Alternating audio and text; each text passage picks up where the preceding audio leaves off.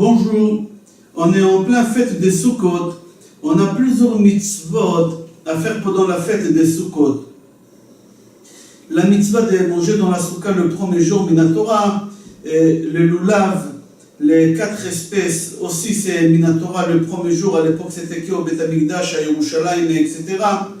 On a la mitzvah d'être joyeux, c'est la seule fête qui s'est marquée 3 fois, Vesamarta bechagecha ve'aita ar sameach, 3 fois c'est marqué là-bas, la shon simcha. On va essayer de comprendre quelle est la différence entre un juif et un non-juif.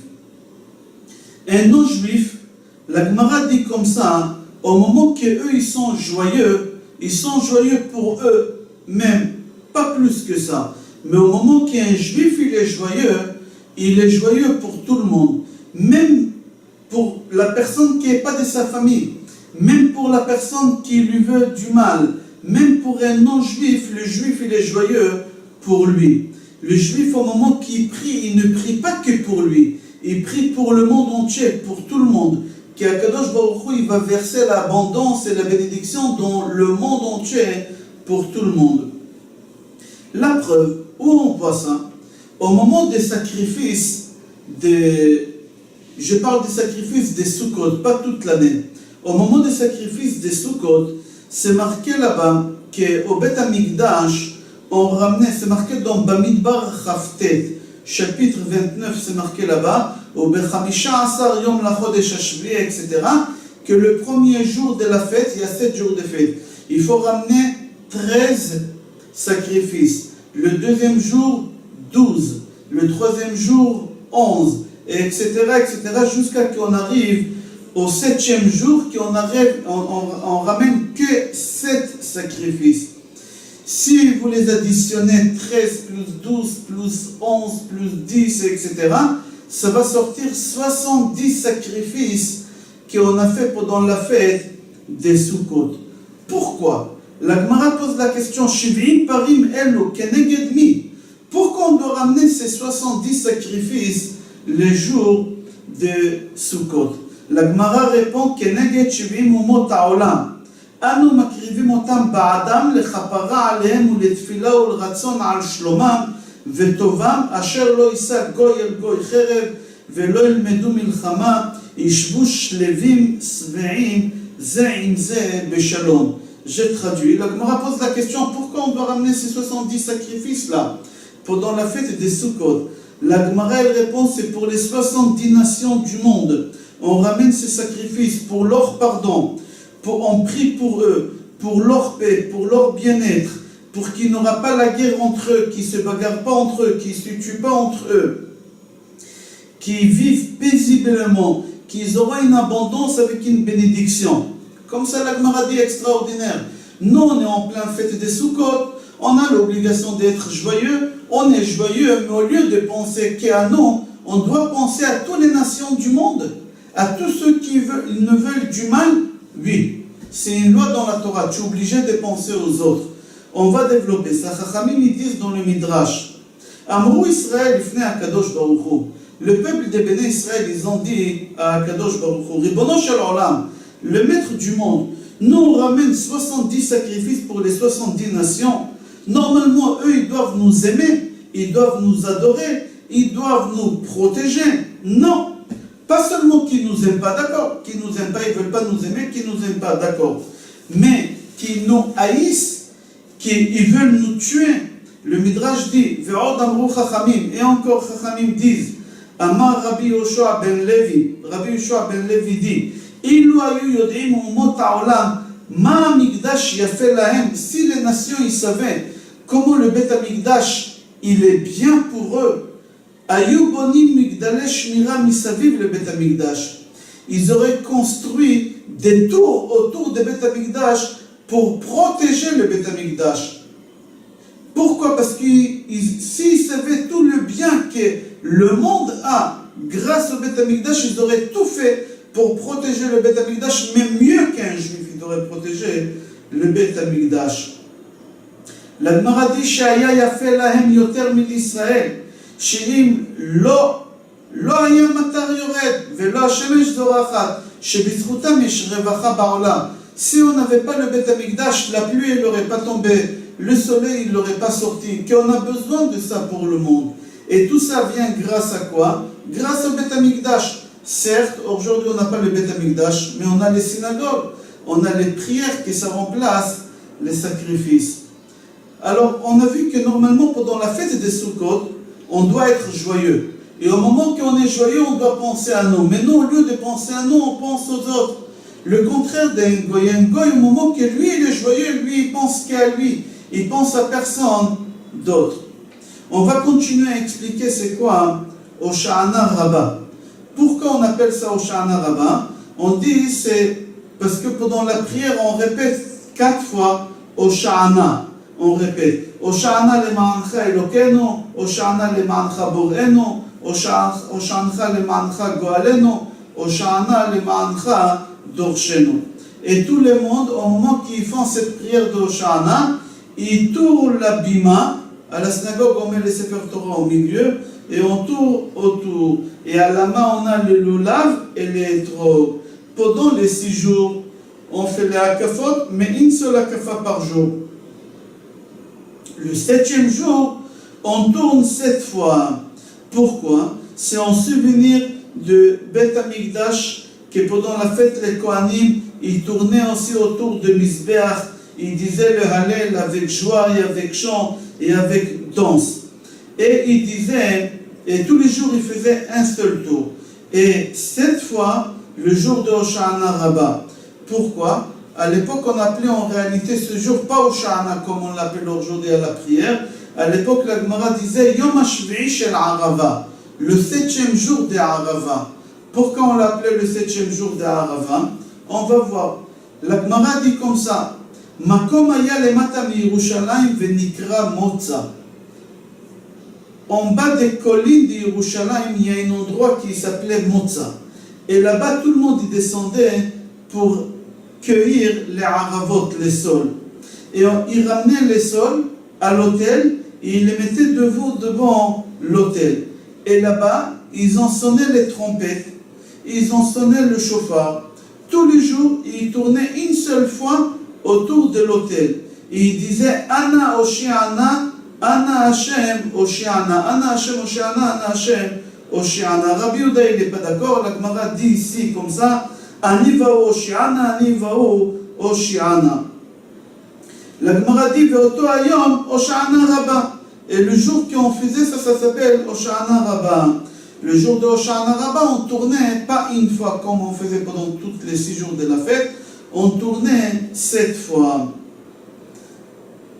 À Shabbat aussi, on faisait des akafot, mais la différence entre Shabbat et Yom Chol, que Shabbat on fait les akafot, à l'époque on faisait sans les haravot. Aujourd'hui on fait les akafot sans les 4 espèces dans la main parce que c'est moukse, on n'a pas le droit de les toucher. À l'époque de Beth Amikdash, ils mettaient pendant Shabbat les haravot dans des ustensiles en or, pleins d'eau, pour qu'ils ne sèchent pas. Pourquoi on doit prendre la sole pendant Hosha'ana Rabbah? Pourquoi ils ont choisi quelle la sole, cette fleur-là pendant Hosha'ana Rabbah? Pourquoi? Parce que la sole, elle pousse dans l'eau. Et là, pendant la fête de Hosha'ana Rabbah, on est jugé sur la quantité d'eau qu'on aura dans le monde. Alors au moment qu'on est au Beth Amikdash, on prie à Kadosh Baruch Hu qu'on aura de l'eau en abondance cette année. Aujourd'hui, on n'a pas le Beth Amikdash, on ne peut pas tourner autour de l'autel. Alors on prend un Sefer Torah, on le met sur la Teva et on tourne autour de la Teva. Encore, on a vu un endroit qu'on a fait des akafot et qu'on a gagné. C'était la première guerre qu'on a fait en Israël. Au moment qu'on est rentré en Israël avec Yehoshua ben Nun, on a voulu conquérir Jéricho, mais Jéricho, il avait des murailles très très fortes. Qu'est-ce qu'il a fait Yehoshua avec tous les Kohanim? Tous les jours, il tournait une fois autour de la ville de Jéricho. Le 7e jour, ils ont tourné 7 fois et ils ont sonné des trompettes et des chauffards, comme on fait au Beth Amikdash. Et là, les murailles, ils ont tombé. Et comme ça, on a pu conquérir cette ville-là. Vous pouvez voir en détail dans Yehoshua, chapitre 24, là-bas, Pasuk Yud Aleph. C'est la première guerre que Béné Israël ils ont fait. Et pour cela, au Beth Amikdash, le dernier jour de Sukkot, on faisait la même chose comme il a fait Yehoshua les Akafot autour de la ville de Yericho. Nous on fait autour de l'autel. Aujourd'hui, nous on fait autour d'un Sefer Torah. Hoshana Rabbah, c'est le dernier jour de la mitzvah des 4 espèces. Et aussi c'est le dernier jour de la mitzvah des Souka. À l'époque des prophètes Chagai, Zecharia, Malachi, ils prenaient la harava, que la harava, et ils tapaient par terre.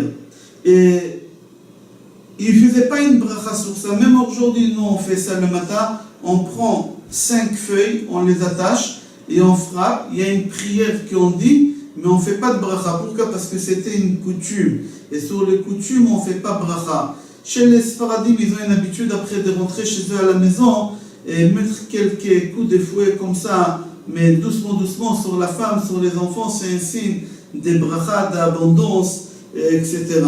On a l'habitude aussi à Hoshana Rabbah d'être réveillé pendant toute la nuit et on essaye de coller la nuit et le jour avec des cours de Torah et le matin y aller au mikvé. C'est comme un kippour katan. Pourquoi? Parce que ce jour-ci, Akadosh Baruch Hu, il va transmettre les papiers. Qu'est-ce qu'Akadosh Baruch Hu, il nous a jugé à Rosh Hashanah et il nous a tamponné à Kippour. Là, Akadosh Baruch Hu, il va transmettre les petits papiers pour passer à l'action. Alors c'est pour ça on se souhaite Pitkat Tava, une bonne transmission des papiers. Il y a une autre raison pourquoi on fait la veillée pendant toute la nuit, parce que le jour de Hoshana Rabbah, c'est le 7e jour de Sukkot, et le 7e invité, c'est qui? C'est David Amelech. Et David Amelech, c'est connu que jamais il a dormi plus de quelques minutes par nuit. C'est marqué dans Gemara Brachot, Lo haya yoshen yoter mishitim nishmin belayla echad, ou mitgaber ka'ari beshirot vetishbachot. Il dormait quelques minutes par nuit, et le matin, il s'est levé fort comme un lion, pour aller servir à Kadosh Baruch Hu et lui faire des louanges et des chants. Une autre raison pourquoi on fait la veillée pendant Hoshana Rabbah, parce que celui qui ne dort pas, il souffre. Et comme à Kippour, on a souffert, on avait Chamisha Inouim, on n'avait pas le droit ni de manger, ni de boire, ni mettre des chaussures en cuir, ni se laver, ni mettre de l'huile, etc. Alors ici aussi, c'est comme un petit Kippour. Alors on essaie de se faire souffrir un peu en restant réveillé toute la nuit. C'est bien d'être habillé avec les habits des fêtes. Et il y en a carrément qui ont l'habitude d'être habillés les mêmes habits que Kippour, tout blanc. On appelle ça kittel. Chez les Ashkenazim, carrément ils font même la prière de Hoshana Rabbah la même air que Kippour. Vraiment le même air que Kippour. Pourquoi? parce que la Gemara dit Hoshana Rabbah c'est Gemara Chitum shel Adin shematchil kvar berosh Hashanah ou beyom Kippour kulam avrim lefanav kivnei maron. La Gemara dit que le jugement c'était Rosh Hashanah. À Kippour on a passé devant Akadosh Baruch Hu kivnei maron. Et là Akadosh Baruch Hu il transmet le papier.